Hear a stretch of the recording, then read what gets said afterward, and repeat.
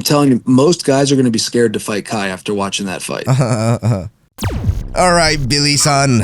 よろしくお願いします。Ohio. Ohio. It's nighttime there? It's afternoon over here. Oh, it's nighttime. Yeah, it's 8 p.m. That's a nice view. Yeah, it's nice. Got the pool, got the desert behind me. There's a lot of coyotes back there, but it's nice. Jesus, coyotes, huh? Yeah, we have a lot of coyotes. So if you got little dogs, that's breakfast for them, you know? You gotta be careful. Do you have dogs, by the way? Yeah, I got 2 dogs. They're actually up in Idaho with my parents. They're really outdoor dogs, but I got 2 big dogs. They're Newfoundlands. Okay, cool. Yeah, you seem like a dog guy. I'm a dog guy. I'm not a big Neko guy. Neko guy.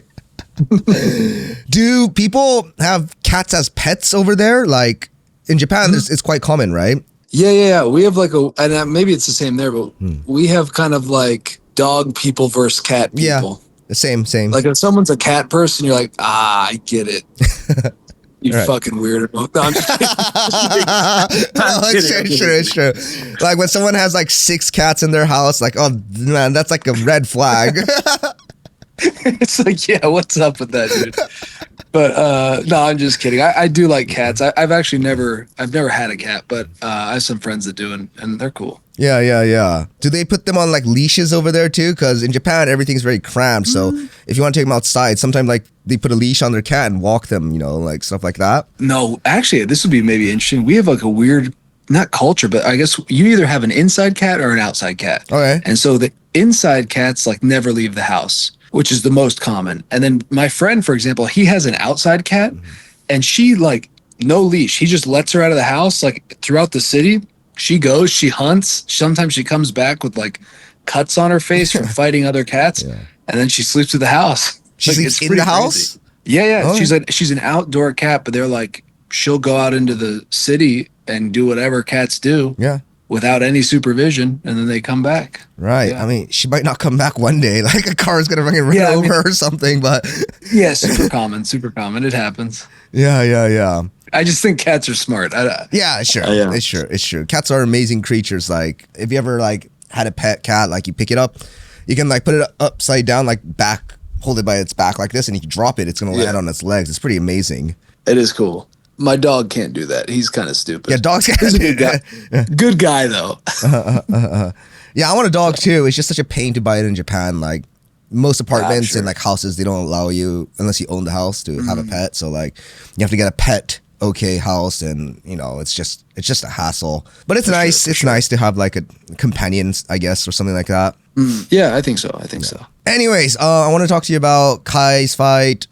Ray fought as well, and the road to UFC. Yeah. A lot of Japanese fighters were in the tournament. I think most of them didn't make it. 2 guys from the flyweight made it. 1 from the bantamweight, and 1 girl fighter kind of made it up. Let's start with Kai versus Smotherman. It was a spectacular performance. Great KO.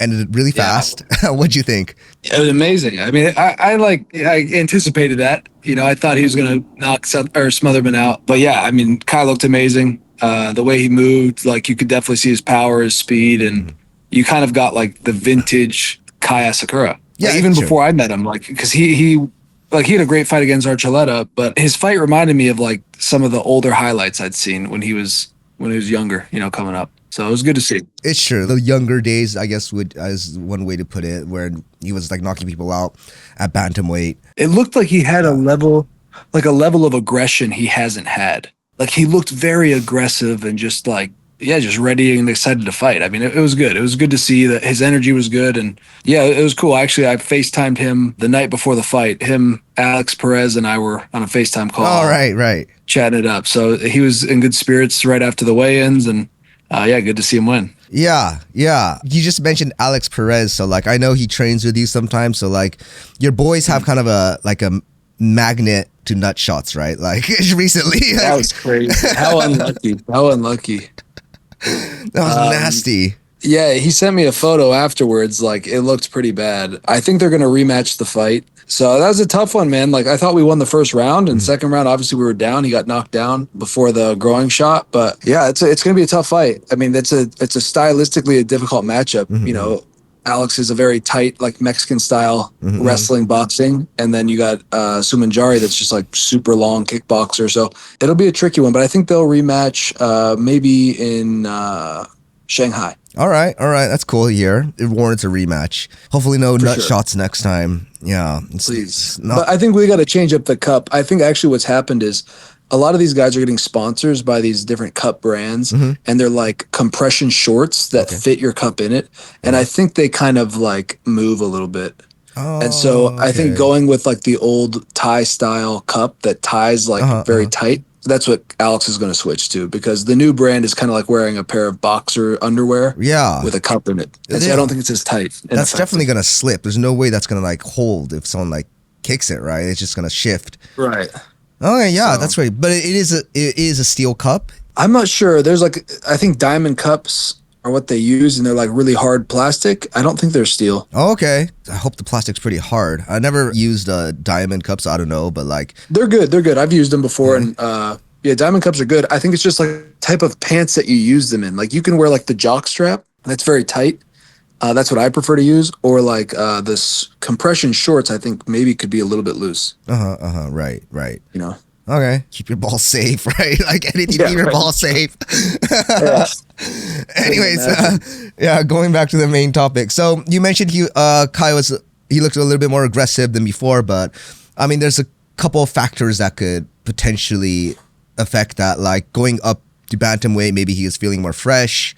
Another thing that we could think about is, well, his opponent this time, it wasn't really a grappler or a wrestler by any means, so he was free to like aggressively strike with him, is another thing that we could possibly think of. Also, the motivational factor of coming off 2 losses, and I believe he mentioned in his video after the fight that if he lost this, he was thinking about retiring. So like, it was like an all or nothing kind of thing. So like, I'm sure all of those factors kind of affected his performance, but what do you think about that?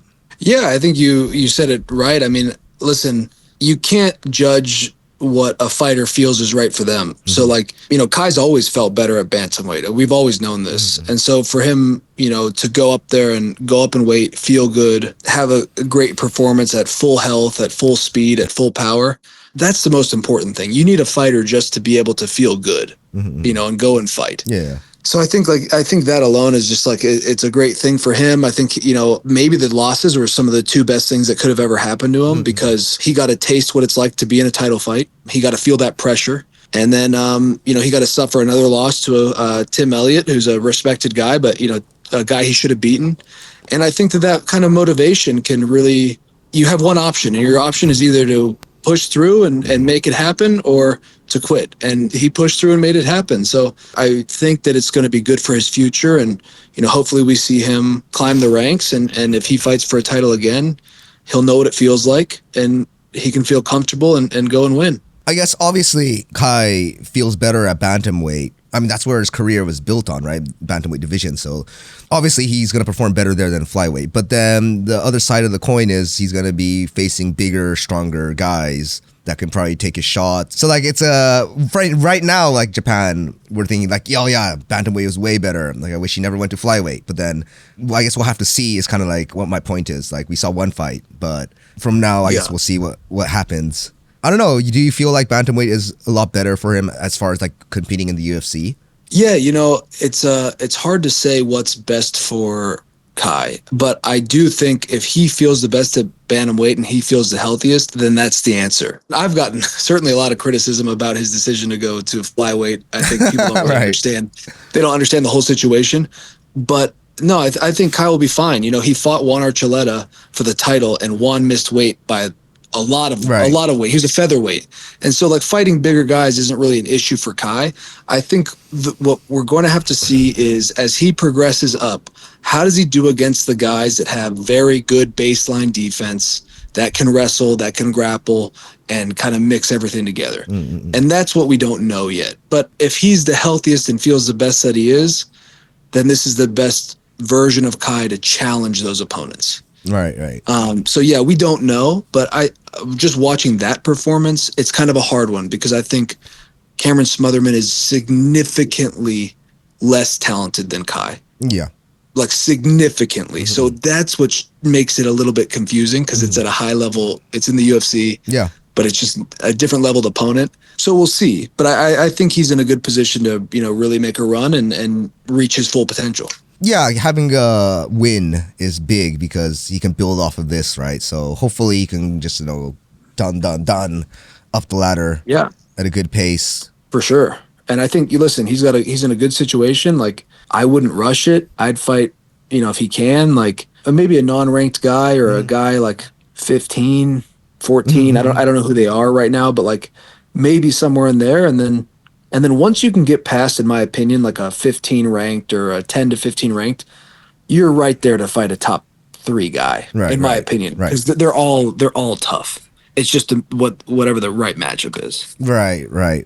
I don't know how fast he or his team wants to push and how fast they want to go. I have no idea. So my advice would be, hey, let's take one more outside of the top 15, or maybe a specific guy that's in the top 15, 10 through 15, and then go from there. Right. Do you have like anyone specific in mind? Like, we probably wouldn't know his name until you mention it, but like... Oh, yeah. I think like the best fight, the most entertaining fight for him that will then really put him into a conversation to fight a top 10 contender, like an O'Malley or a Zahibi or any of those guys. I think a fun fight that he can win and get a lot of respect from in America is Peyton Talbot. I think that is a very exciting fight. Peyton can wrestle a little bit, but he's a striker. We have seen him take some people down. He really hasn't done anything with it. But yeah, Peyton Talbot, I think, would be an excellent fight. He's a Sean O'Malley type, kind of body type and stuff. I think that'd be fun, and I think it's kind of safe. It feels like to me it feels like a safe fight. There's some other guys I've seen come up, like recommended guys, that scare me a little bit more. So I mean, I've seen people ask about Malcolm Wellmaker. I think Kai's a better fighter than Malcolm, but Malcolm has pretty crazy KO power too. But that might be a good one. He doesn't wrestle or grapple. Rob Font might be a good fight. Rob for Font him. seems like an interesting one. It's true. I think he smokes him, to be honest with you. Like, I like Rob a lot. I just think like Kai is just going to overpower a lot of guys. So I don't know what the fans want to see, and I don't know what makes the most sense to build them. I think everyone in America would respect a big win over like a Montel Jackson. Maybe Montel's not at bantamweight anymore, but a Montel Jackson or a Peyton Talbot or a Kyler Phillips. So that's kind of where my mind's at for him, but I'm not sure. Right. What about Tuporia's older brother? Is he in the rankings? Tuporia's younger brother is like, he will out wrestle and possibly submit Kai. Oh, okay. Never mind then. I mean, I'm not saying for sure. But like, he's very good. Like, I've seen him train and stuff. I think Kai could knock him out 100%. But I don't know. Like, I don't know. I guess maybe I shouldn't even say that. I don't know. Maybe Kai would breeze through him. It'd be easy. I don't know. That one feels like a really big question to me. Right. I really like that fight. Just the headlines is so good. Tuporia's brother and Kai. It is. Yeah. And he's not even, I don't think he's in the rankings yet. So it's kind of like not out of the realm of possibility. But who knows? But my thing would be like, if I'm the matchmaker, to me, it sounds like a risk. Like, we don't know how good Kai is. We saw what he did to Smotherman, which was excellent. But we saw what happened with Elliott. We saw what happened with Pantoja. I think Pantoja's a special case, but it seems like, why would you take two potential stars into Tuporia's brother and Kai? It's true. And ruin one of them potentially. Yeah, it's true. Because if Kai knocked out Tuporia's little brother in devastating fashion, that could hurt his career too. Yeah, it would. It's true. I'd rather see a Kai versus a Rob Font, a Ricky Simone, a Peyton Talbot, someone with a respectable name, and we'll give him a little challenge, but he should get through. Right. Okay. Yeah. You're right. By the way, like on Japanese SNS, the headlines were like fans overseas or like the people overseas. It was a big deal. This knockout is kind of like what the Japanese headlines would say. But was it really a big deal over there? Like, were people talking about it? Were fans talking about it? I think everybody watched it, and I think it was by far the best fight of the night and the most exciting fight. And I think, again, it just gave a lot of question, like, to be honest with you, I think Kai would beat Song Yadong right now. Okay. After watching that card, it really was like, oh shit, like, yes, Kai does belong at bantamweight, and he looked fucking amazing. That's the beautiful thing about MMA. You could be on the bottom of the world one day and on the top of the world the next. And so I think that he was the standout fighter of the card. And yeah, I think it was all positive. All right, that's cool. That's cool to hear. I think Yeah. Song Yadong, he submitted Figueredo in the main event, right? And I think he was talking about Kai a little bit. I just saw it on X. Yeah, someone asked him like if he watched it and if he'd fight Kai, and he was like, well, Kai can climb the rankings. Listen, everybody's going to say that. Yeah. I'm telling you, most guys are going to be scared to fight Kai after watching that fight. Most guys are going to be scared to fight Kai. I mean, he's just so vicious with his punches. The way he moved was excellent. It was pretty insane. Okay, yeah. So like looking forward to whoever they match him up with next, and hopefully it'll be pretty soon because I think he just mentioned that he wanted to fight as soon as possible and he has no damage. So Yeah. hopefully we can I see think him we'll soon. see him in China. I think we'll see him in August in China. August, yeah, that's pretty fast. That'll be cool. That's what I'm thinking. I mean, he's not hurt at all. He's totally healthy. He threw like what, 6 punches the whole fight. Yeah, I hope that works out. So moving on to Ray's fight. Have you got a chance to look at it? Yeah. I watched Ray's fight. I thought he looked great. I was worried about the fight though beforehand. When the opponent switched? I was a little bit worried, about the whole setup. I know a little bit of the backstory, not of that matchup, but just about there's some information that I had heard or know that made me a little bit worried or uncertain. But listen, I think Ray looked great, and it was good to see him back and healthy and winning. Yeah, I think he had like an injury, like he broke his ankle or something. And I think he had it's a jintai ga kirete, so like I think he had an injury to his ligament, probably his ACL, because I know in the past he injured that before. So like when we did the seminar, you remember like he couldn't participate? Yeah. So it was probably that, and he kind of went to the doctor and they told him he couldn't fight, but he kind of pulled it through and made it. Yeah, I thought he looked great, man. And that last minute change of fighter is like, to me, that can be a scary thing, but more power to him. It was great to see him get it done and get the finish, and hopefully we see him climbing the rankings as well. Yeah, hopefully. A sick fight for him. I think like a fan favorite matchup for him would be like Alessandro Costa. That's Diego Lopez's training partner and jiu-jitsu coach. Okay. That would be a super fun match because Ray really impressed me with his grappling this fight, and I thought he looked good. I thought it was good to see two Japanese guys do well. Yeah, for sure. What exactly about Ray's grappling impressed you, by the way? I thought his control, like he was so long, like it's hard for me to tell because when I met him, like he's just a flyweight and he's wearing clothes, so I can't really gauge how big he is, I guess. But he looked big, and he gave me like very Tetsuro vibes of like the way that I like their jiu-jitsu style. It felt like a top jiu-jitsu wrestling pressure style, like a old Hicks and Gracie, like just pressure top. And like I said, aggressive, which you don't see a ton of jiu-jitsu guys like that. I guess just from being in Japan and grappling with a couple different guys and kind of feeling how the Japanese guys move, it made me just appreciate that a lot more. Right. Okay. That's cool to hear. Hopefully he gets a good matchup. And soon as well, because I guess he's not injury free. He was injured before the fight. So like, yeah. Well, it was cool too. Like just being able to see him and, meet him and meet his dad and train at their gym. So it was cool for me to watch after you experience something like that, then see the guys go and fight and do well. So it was cool. Yeah. It's cool for me to see like guys I know in the UFC. It's very unreal because, the UFC, I've kind of watched it a lot growing up, and then like I never imagined like people I know would be fighting in there. So this whole thing of Japanese people going more to the UFC is great to see for me. Yeah, and I think it's going to keep growing. I think we're going to see more and more and more Japanese people go to the UFC. I think it's exciting, and I think, hopefully guys like Kai and Tetsuro and Ray and Rinya and Kyoji can inspire the next young generation. These guys have options. They can go challenge the world and do it. I think that's a very empowering thing. Yeah, for sure. And it encourages other Japanese fighters to make it to try to go to the UFC or strive for the UFC. So it's a good flow thing going. I don't know if you got a chance to watch the Road to UFC, but there was, especially in the flyweight division, there's this guy called Takeda Uchida. Was he the one that hit that like flying knee or like jump? Like he? No, he's the guy who just got, I think he choked out his opponent was a Filipino in the first round. Oh, okay. He's also from Black Belt Japan. He's dokyusei with Ray, so the same age as Ray. They both grew up doing wrestling. Oh, cool. Yeah, so he made it to the next stage, and then there's this guy from Killcliff called Takaya Suzuki, who impressively won by KO as well.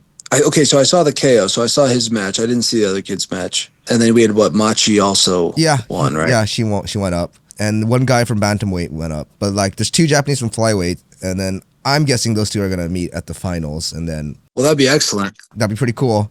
Yeah, that's always good news because even though there'll be a loser, is like that guy will probably be ready to get a short notice call to the next China card or whatever's in the area, Korea or whatever. So that's a very good sign, and yeah, it's just good to see people out there getting after it, and seeing Japan do well because it's been a couple of road to UFCs where we haven't seen a whole lot. I know we did have the kid that won it. He beat the Australian guy. Can't think of his name, but he's in the UFC now too. The young kid. But yeah, we haven't seen a lot of success at a road to UFC, so it's good to start seeing some. Yeah. How respected is it to be a road to UFC winner in the UFC roster? I don't think it's so much about respect. I don't think there's really any difference from the insider's view of like road to UFC or Dana White Contender Series or even the Ultimate Fighter.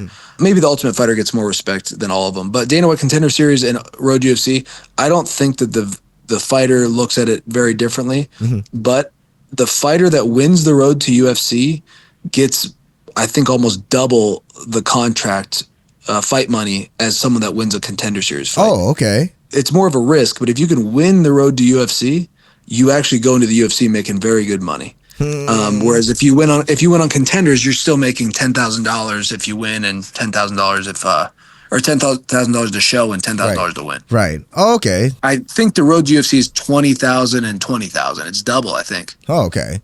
I think, part of it, I don't know if this is true, but kind of just my perspective on it is like Asia has some questions on like grappling or striking. Like you usually have guys that are very good grapplers, they can't strike. Very good strikers, they can't grapple.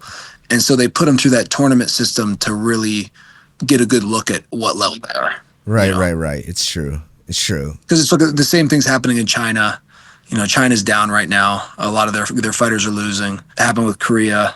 So I think it's just a way that they can really make sure they're getting the best product out of Asia. Right. It makes sense, though. Well, yeah, hopefully we can have, at least one Japanese fighter make it to the UFC in this whole bracket. Okay, well, that's kind of all I got for you concerning Road to UFC and, Fight Night Macau. Exciting things coming up. Horiguchi's fighting Cape pretty soon, so like crazy fight. I saw Cape today actually. Okay. He's big. Oh, that's kind of he's big. Like too big or like he looks like a very strong flyweight. Like he's big. Oh, okay. I don't know what he weighs, but he's got to be heavy. Oh, I hope he makes weight. Oh yeah, I think he will. Right. Okay, that's cool. I think you originally had Horiguchi taking it, but it's still the same. No change there. I don't know. Did I have Horiguchi taking it? Oh, maybe I was wrong. Okay. If I did, I don't know. Okay. I think it's an amazing fight. I have no idea. Okay, that's interesting. I have no idea. I really don't. I'm very excited for it. I think it's one of the best fights of the year. It has the potential to be one of the best fights of the year. So yeah, I don't know who's going to win, but I'm excited to watch that one. Yeah, for sure. And the winner is probably going to fight the winner of Van versus Pantoja, right? Sometime this year. Yeah, I think so. I think that would make the most sense. Yeah. And who knows? Maybe Tyra gets a shot in there. Or who knows what they'll do with Tyra. Tyra has gotten so much respect in America. I think everybody walked away from that fight like very impressed with Tyra. So I think people want to see him back in a good position. So who knows? He might get a big shot too, I wouldn't count him out. Yeah, I hope so. What do you think about Van, by the way? Like, I mean, Tyler got some good positions on him. He got them out, but he was able to, get back up. But like, what do you think? Yeah, he's really amazing. I think like Van has such a good body type against grapplers. He's very tight. He moves. He can scramble. And listen, Tyra controlled him quite a bit, but Van did. I mean, he did excellent. He just weathered the storm, and I think trusted in his boxing and slowly chipped away and took it from Tyra. Now, that being said, I think Tyra could still beat Van. I'm not like convinced like Van's that much better than Tyra.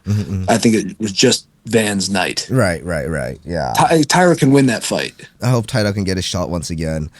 I hope Ray can make it up there, and hopefully Avengers lost to Van as well. So, flyweight's very interesting at the moment, and UFC in general is pretty interesting now. Like Conor McGregor's making his comeback against Holloway, which is, it's an interesting fight.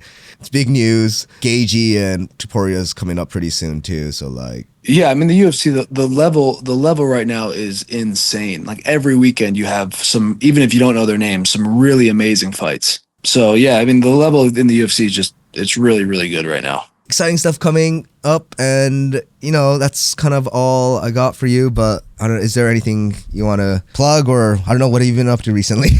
Yeah, no, not much. I've been working. I got some Japanese guys actually coming out to Vegas to train next month. So we got a lot of guys going on Dana White Contender Series this year. We got a couple other guys coming up in the UFC. So just staying busy. Yeah. Nothing else has changed. I mean, it's about to get very hot in Las Vegas. So just going to try to enjoy the pool a bit and enjoy some sunshine. And yeah, I'll be here probably the rest of the year. Okay. Well, it's good to talk to you, Billy. It's always good to talk to you. Thank you for making the time. Always good. I got it was a great week for Japan, and excited to see everything coming up. Thank you so much for your time, Billy. Have a good night. I'll talk to you soon. Yeah, you too. Take care. All right, man. Later. Bye. Bye.